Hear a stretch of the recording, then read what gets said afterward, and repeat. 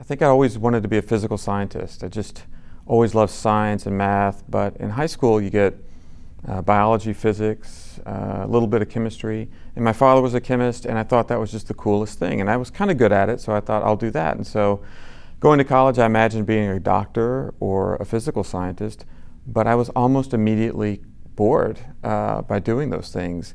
And yet I had this economics course, and I remember thinking that there was just enough math, there was just enough science, that it was like science for the rest of the world. It was like science for organizations, it was science for personal decisions, it was science for the way countries interacted, and suddenly I felt like I was awakened to something I'd just never even thought of before.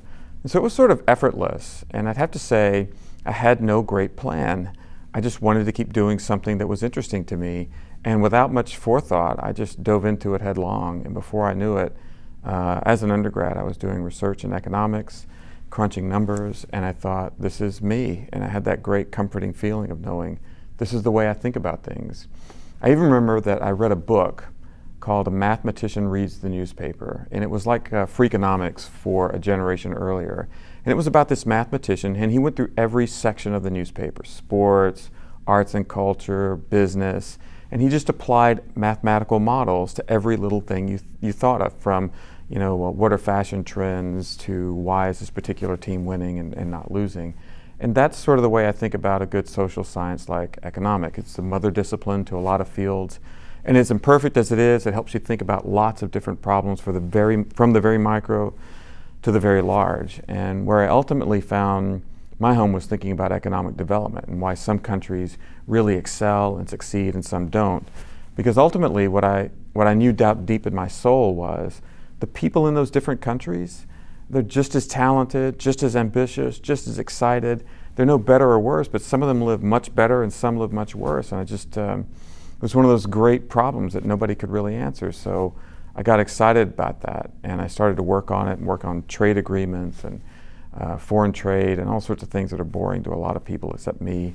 But I just loved it, and it was the easiest thing in the world to do. And becoming a professor just seemed like the only way to get to continue to do that stuff. So I kept doing it, and I ended up in business schools, and luckily enough ended up in business schools where they allow you to do things that really interest you.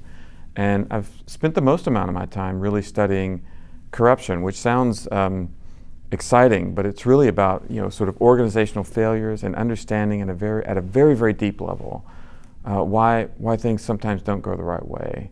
It's about these real tensions that exist, and they're hard to overcome, like a country that really needs things to happen to make it work, and people who really need something to happen, and an organization that's there to fill the gap. And somewhere along the way, it's not just greed, but temptation and all these human problems get intermingled in that. And that's really what good social science is about, is not understanding the world in theory, but understanding people and how they work on these complex problems. It's never ending. It's like they say about fashion, it's never done.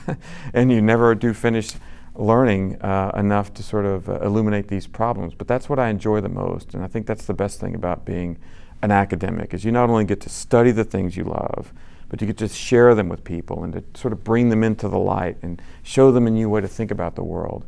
And that's as thrilling as it is fulfilling, and it's something that I hope to be able to do for the rest of my life.